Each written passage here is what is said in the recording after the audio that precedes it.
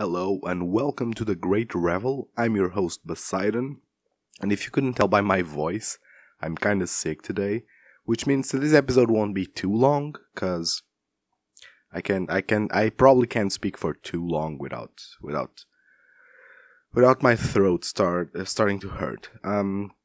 So first and foremost, I was to make a set review, which I did record over the weekend. But here's the deal. When I was listening back to it, I only did red cards. And it was like an hour long, because I ramble a lot. But listening back to it, I wasn't happy with the end result. Like I couldn't really piece together something that I would be proud of. And if that's the case, I rather just not put it out. So I will be doing a set review in written form, which is something that I've been wanting to do for a while. Write stuff about Magic. It's just that I never really had a way to start, because like writing a sideboard guide is lame, because sideboards are very different from meta to meta and even locally. So I never liked that idea. But this seems like something to start out to write, because it's a single piece that's I don't know. It just sounds like a good way to start creating written content. Then we have challenge results. I think last week I kind of went on too long about challenge deck lists, which is something that I don't want to do. I don't want to dedicate the whole podcast to challenge deck lists. However, I do want to talk about them a little bit. So, like, the first segment of the podcast will always be talking about results, which I think is very interesting. And again, looking at top 8 isn't exactly the best way to get a grip of the whole meta. But I'm not really gonna, like, if you want to take a gander at all the top 32 of both the Saturday and Sunday challenges, you can. This is for Magic Online, by the way. I talk as if everyone plays Magic Online, which might not be the case.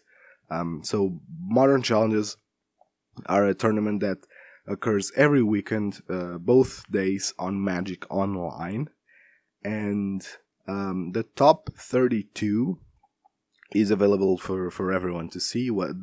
Every deck list is available. You can just search on Google MTGO results or deck lists, and you'll get the official page.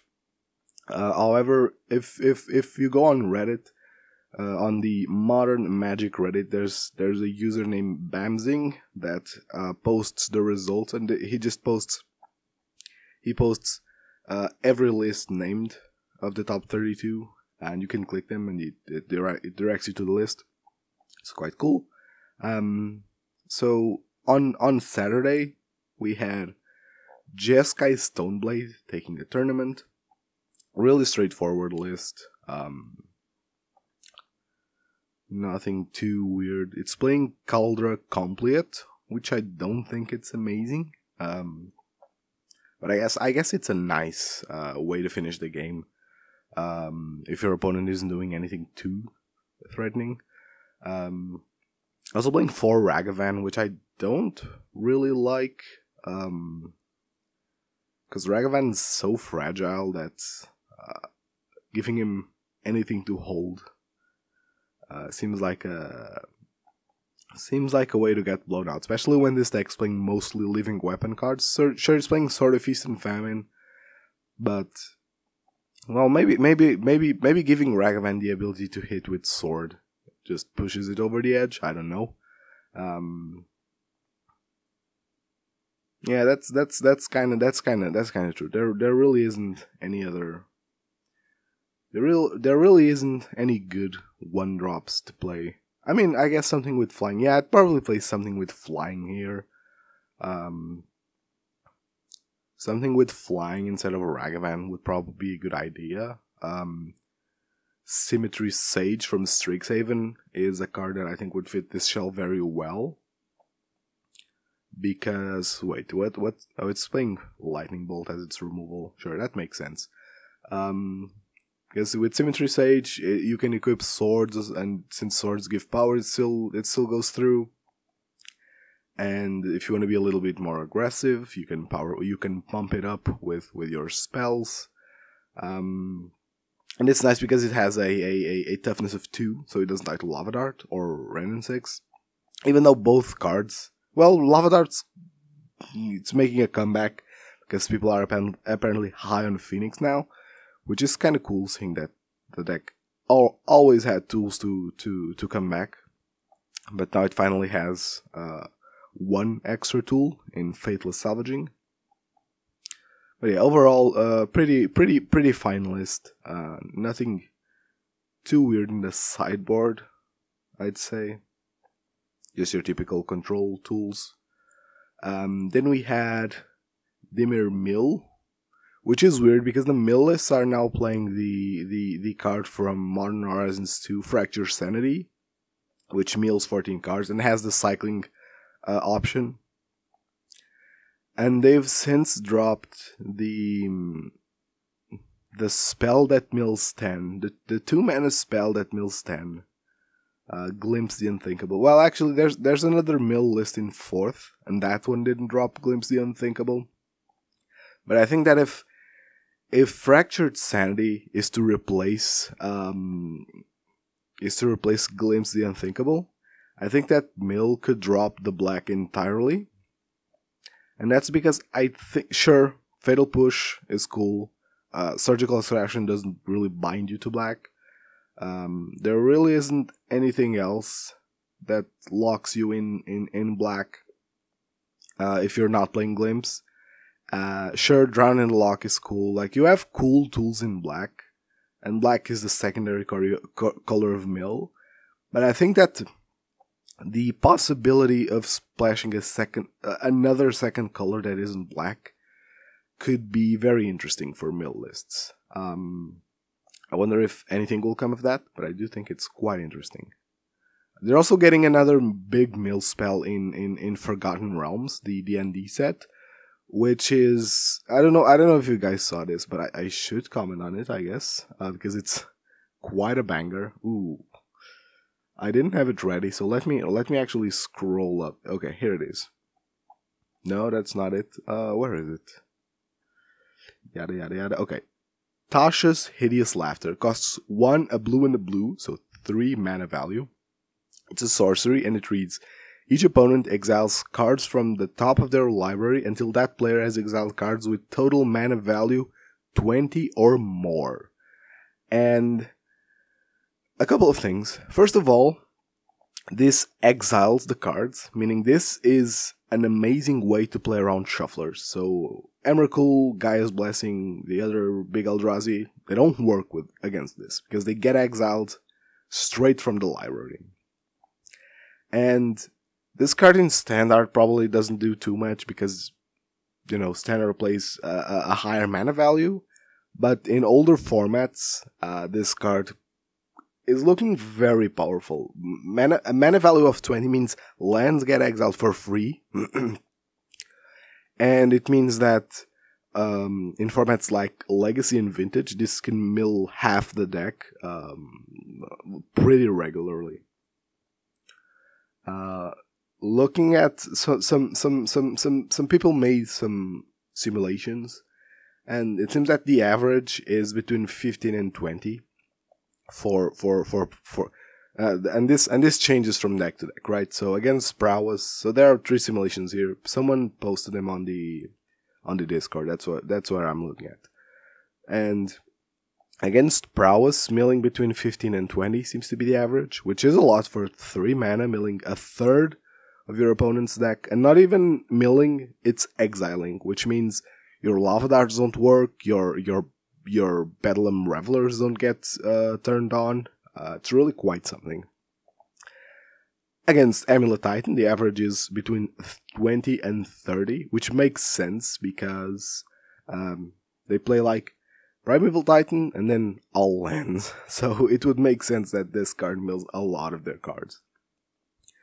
And 20 for 3 mana is already really good. If it's above that, then it's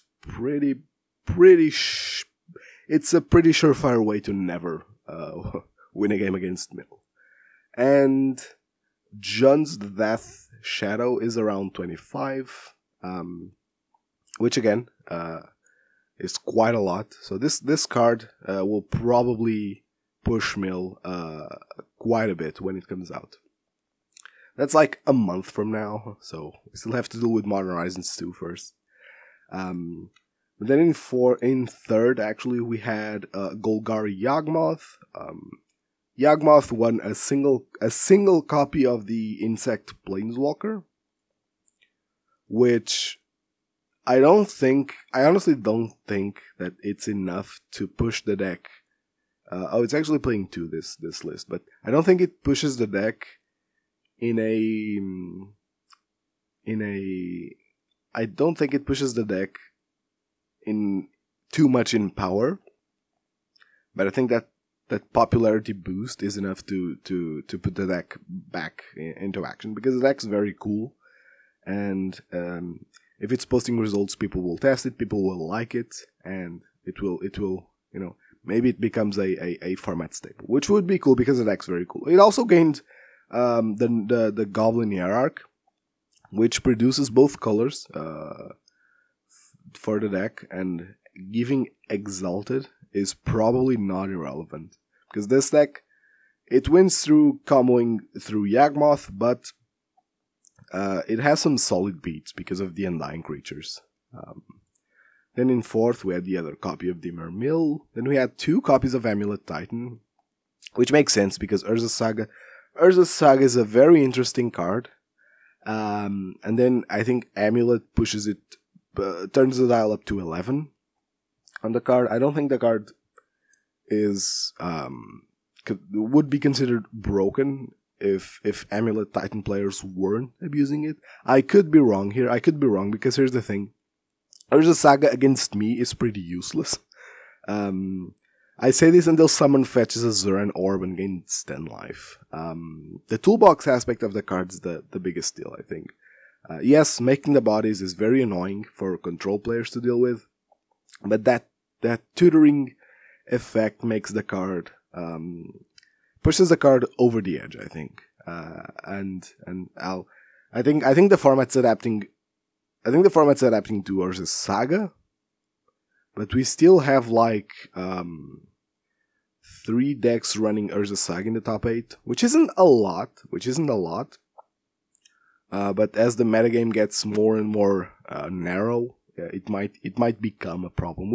We don't know for sure. I think people were crying wolf way too soon, as per usual. But the card is quite strong. Then in 7th we had Niftalite, which, just a deck that picks up good cards, plays good cards, tries to make do on their mana base, and this comes back to my argument that I think that Modern's mana bases are too free. Like, there's really no reason to not run 3 and 4 colors. Blood Moon isn't enough to stop this madness. So I do think that we are due for a land hate card. One that isn't as oppressive as Wasteland, because I think Wasteland is a very toxic card. But I think we are due for some land hate. And then in 8th we had, what is this? It's Golgari Asmo Food, which is a deck that's making some waves. Honestly, I think the deck's very, very cool. I don't think it's quote-unquote too strong, as obviously some people were pushing that narrative. I think it's cool. I think this is one of those decks that uses Urza's Saga in a not as flashy way, because it's mostly playing a food deck, and Urza's Saga just fits that, because you can fetch the oven, you can fetch the cookbook, and you can fetch any singles you bring in post sideboard, like Spellbomb, Needle. They're even playing Shadow Spear, because equipping Shadow Spear to like a Troll King is pretty devastating for any aggro deck. Overall deck looks very cool. Now on Sunday we had Banned Soul Herder taking the whole challenge. In second we had Blue Red Prowess. I don't think that the Prowess list was playing anything too different from the norm, but let me take a second look. Yeah, just one Fork Bolt in the main board's the thing that stands out. It's playing Blood Moon, which I guess is very reasonable because Blood Moon's very strong right now. Which I want to come back to that actually. But then we had in third we had Asmo Food again. In fourth we had Iliad making a comeback, which is quite amazing. But makes sense because people aren't playing that much spot removal, so Iliad kinda gets free games. And again, Infinite Life goes a long way. Then we had Ardent Scales. Is it actually a scale list? It is a scale list? Okay. I genuinely think that Scales is better than Affinity. Like, period. But people do like to play Affinity cards. I don't know why. I wasn't playing Magic back when Affinity was good. I imagine it has a lot to do with nostalgia. But Ardent Scales just seems better. It plays a much more versatile game plan than Affinity, while still being able to just create insane boards. Then we had Kiki Chord, which I hate because it plays Yorion. But again, I've said this before. If you're playing Yorion on a toolbox list, which this list kind of is, and it's slightly finer in terms of what you should be doing, because you get to play a lot of singles that you kind of don't really want to find. You just want to tutor them. That's fine. I do think that this deck would just be better at 60 cards. Because you'd find your hits much more comfortably. But you know, I wasn't the one piloting the list, so sure. Then in fourth, in eighth, in seventh actually, we had Amulet Titan. Again, just a good deck. Got another tool. Amulet Titan was really good pre-Modern Horizons 2. It got a new card. So nothing really changes there. And then in 8th, we finally had Jeskai Taxes playing Yorion, and I hate this list. Wow. It's playing a lot of... Wait. How do they make up? How do they even make up the 80 cards? Okay. I'm gonna be real here. The list isn't really playing like any terrible cards, and it's playing a toolbox. It's playing a toolbox. It's playing a toolboxy. What do I even want to say? How do you even say this? It has a toolbox component with where is it? With Imperial Recruiter, which I think is quite cool. Still, I don't know, man. Going to 80 cards is rough. Like, the toolbox component only goes so far to improve consistency, you know? Like, a lot of decks, you'll want your Thalias, and mulling to Thalia when you have 80 cards gets a lot tougher. That's all I'm gonna say. Overall, the metagame's looking quite healthy. For two reasons, I'd say. First, people are playing a lot of different things. People are just playing what they like, and people are brewing a lot, which makes for a very wide and apparently healthy meta. I do find it weird that aggro decks haven't been smashing some to a certain degree, because I really think that Prowess would have. I mentioned this last week. I thought that Prowess would make big waves this past weekend, just because Prowess is very optimized and Prowess is quite fast when you're not interacting as much.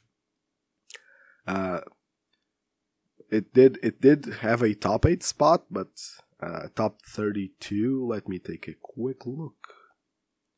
But 2 copies on the top 32 on Saturday and 2 on Sunday. Which okay. It's the biggest outliers that on Saturday there were 5 copies of Amulet Titan, but on Sunday there were only 3, and most decks only have 1 copy because, again, very wide metagame. People are playing tons of different things. I do see a lot of 3 and 4 color decks, which makes me think that maybe now with Prowess not being as popular, with Shadow being mostly unseen, actually, okay. Sunday had 4 Shadow decks sneaking in, but they're all different flavors of Shadow. So that would actually be Sunday's biggest meta share would be Shadow. Even then, because that's the issue. Ponza can't really punish this metagame because Shadow and Prowess beat Ponza. And sure, you could metagame and play, something that I think Ponza decks should have been doing for quite a while, which is play Engineering Explosive in the sideboard to edge those matchups. And now even I'll even say that to edge the Prowess matchup, which is very hard for Ponza, they should be playing Flame Tongue Yearling, which is a very strong card. Notably, when the card comes down, even if they kill it, it will still do the damage. So if you kick it once, a single removal spell won't save their creature, which is quite cool. But I do think that the metagame is due for something to appear to punish all these colors, and if that doesn't happen, I potentially say that I wouldn't call it a problem, because can we really call it a problem if everyone's playing different things? Not really. But I do think that the format's due for a land punishing card. I don't mean Price of Progress. Price of Progress would be too good, but I do mean something of the caliber of Blood Moon. Maybe in other colors. I don't mean moons of other colors. I mean cards that punish lands in the same way they punish non-basics. It would be cool. I don't know, a choke for non-basics would be interesting. Would be an interesting idea. I don't know. I'm kind of just brainstorming, because I do think that there are a lot of decks just playing 4 colors, and when you look at lists, it's they play 1 or 2 basics, and it's yeah, why not? Blood Moon's hard to play right now because dedicated Blood Moon decks haven't been really receiving tools, so people aren't playing them, and there really isn't any other way to punish these greedy mana bases. And so I mentioned having a segment talking about the metagame, and I also now want to have a segment talking about what list would I play right now if I were playing Burn, which is what I'm playing. So I have Magic Online up, so I don't forget anything. So right now I'm still pretty high on Flame Rift, and which is to say I'm still pretty down on Eidolon, because when I look at the metagame, I see a lot of lists that don't really care about Eidolon past turn 3. Even Eidolon on turn 2 if they're on the play. And I think that's where I wouldn't have liked Eidolon before, but now I have another option, which is Flame Rift. So here's my list. 20 lands, as per usual. Canopy lands made it so that playing 20 is just ideal.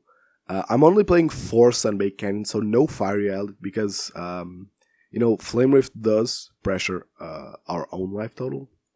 And I think that the core cards are untouchable, so for Goblin Guide, for Monastery Swiftspear as our creature package, for Lava Spike, for Lightning Bolt, for Skewer the Critics. I see people cutting Skewer the Critics from time to time. I think Skewer the Critics is a better spell than Rift Bolt, and I would cut all Rift Bolts before cutting the first Skewer the Critics. Skewer the Critics is just chain lighting for us. That's sure. Sometimes, very occasionally, you'll have 2 Skewer the Critics and you're like on 2 mana, so you can't cast both. But that's rare enough that if you are conscious that this could happen while you're playing your deck, then you shouldn't really have this problem. And for Boros Charm, I don't know if I mentioned that. So I think Lava Spike, Lightning Bolt, and Skewer the Critics are untouchable. And Boros Charm is also untouchable. And then, because I'm playing the Flame Rift package, I have 4 Flame Rift and 4 Lightning Helix. And then I have... Wait, something doesn't work out math-wise.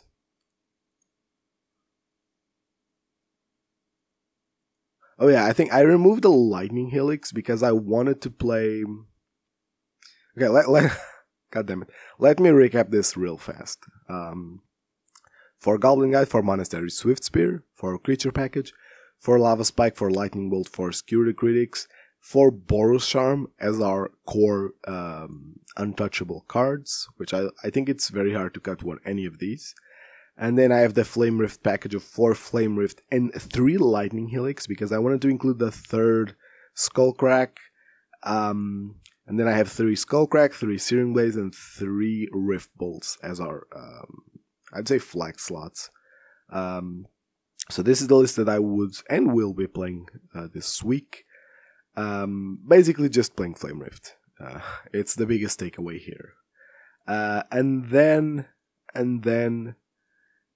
as I think that sideboarding right now is the biggest issue, right? I think you need Smash the Smithereens. And I think that in this wide of a meta, going 3-3-3-3-3 for your sideboard is the best way to go. Sorry, Lurrus fans. I also like having the card, but only when it's free. And you really want to go wide on your sideboard, so you want to play 5 different spells. And because you're burned, you don't have card draw. You need to play at least 3 of each. Somebody made this argument to me the other day, which I kind of agree with, which is, singles in burn sideboard aren't cards that you want to draw. They're cards that you don't mind drawing. Here's the thing. There are cards that I want to draw, so I would just play copies of cards that I want to draw for sure.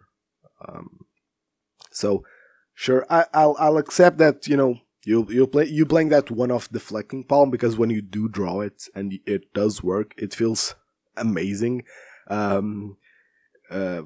also love it, but the thing that I put the thing that I think it's most important while playing burn is being consistent. So yeah, playing 3 copies of cards is my go-to. So I think you really need Smash the Smithereens right now. However, I do think that enchantments are kind of seeing some play. Some of these combo decks have their enchantments, have their ley lines up. Like Living Hand plays ley lines, and the Glimpse, what's it called? Glimpse of Tomorrow. The red suspend card for Modern Horizons 2 also plays ley lines, and Hardened Scales plays Hardened Scales. Amulet's still quite popular, so you do have Dryads. So I honestly don't think that playing both Smash the Smithereens and Rip Apart is too much right now. I think they fill slightly different slots, and I think that you could be playing both. And here's also why. I think that right now, but not really. You do need. I always try to make this argument, but it doesn't work. You can't really cut path because you need to beat pro red. Alright, either way. I think that right now, with a lot of people playing value cards, Strict Proctor would be good. However, I think that right now, because the meta is so wide, and you're not really playing Amulet Titan like once per league, or even twice, you could go back to Hushbringer, which I will, because I think it punishes like all those other weird decks much harder. So I will go back to Hushbringer. So sideboard we have Smash Smithereens and Hushbringer. I think that you legitimately cannot drop Path to Exile. The card is too important. And in those creature decks where they might bring in some pro-red creatures, even though Skullcrack does make a good impression of taking care of them, I don't think you could cut Path to Exile. Although, and I'm sure I'll loop around it. If you're playing Skullcrack, if you're playing Roiling Vortex from the side, then maybe, just maybe, you have enough anti-life gain juice to outlast like a core Firewalker or even an Ariok champion, especially with Hushbringer. Ariok champion wouldn't be as much of an issue. I'm torn between saying that I want to cut Path to test it out and saying that you shouldn't because, it's a sacred cow. But looking at the metagame as a whole, like there are so many random decks where Path doesn't really shine. Like Path's only okay against Amulet, and it's actually not because it hits Titan, it's because it hits Dryad pretty well. Okay, so I'm gonna go off the rails here and say cut Path. Play 3 Roiling Vortex. Play the Rip Aparts because they're good against Amulet. They're good against the weird Leyline decks, and they do a pretty good impression of keeping creature decks at bay. Especially with Stoneforge Mystic is seeing a lot of playing Rip Aparts, Smash Minions doesn't seem awful, and then top it off with Sanctifier because food does exist and mid-range decks relying on the graveyard are still around, I think. Let me take a second, third, fourth look.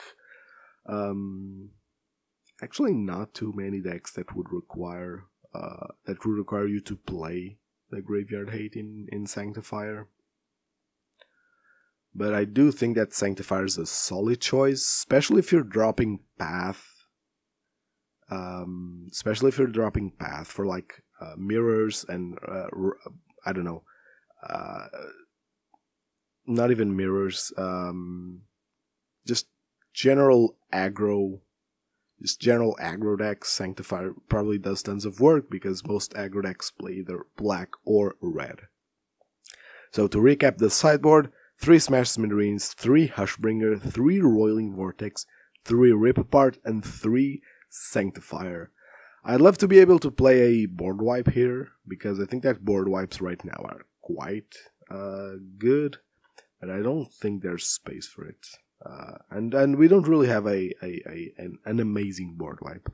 I'd love for them to print, I talked about this on my last stream, but I'd love for them to print a Flame Break, and if you don't know what Flame Break does, I will read it to you in a minute.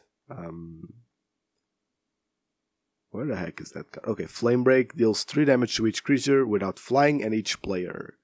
Creatures dealt damage this way can't be regenerated this turn. It costs red, and it's a sorcery. I wish they would print this just reading Flame. A new spell deals 3 damage to each creature and each player. I'd be pretty happy with that. And I don't think it's too strong, honestly. I don't think it's too strong. either way, I think that's the list that I would play. Maybe I'll include a photo of the list in the YouTube version of the podcast. I still want to put the podcast on Spotify, but it takes work because you have to go through a lot of steps, and I still haven't taken them, so I do apologize. I will be trying to get that. Maybe before the month ends. Still not sure. Okay, so seeing as how I'm, audibly not in perfect condition, I will be skipping the what I would call, because this podcast really doesn't have a structure yet, but here's what I'm thinking. First, talking about the metagames. Second, talking about a specific burn deck list. And third, a variety slot where I talk about other subjects regarding either modern or magic. But today that won't happen because, again, since it's getting hard to speak for too long. I will be taking a break. Who knows? Maybe if I feel better by the end of the week, I will make a stream. If you like this episode of the podcast, please consider subscribing to the YouTube channel, dropping a like, comment anything that you agree with, and thank you for tuning in, and see you next time.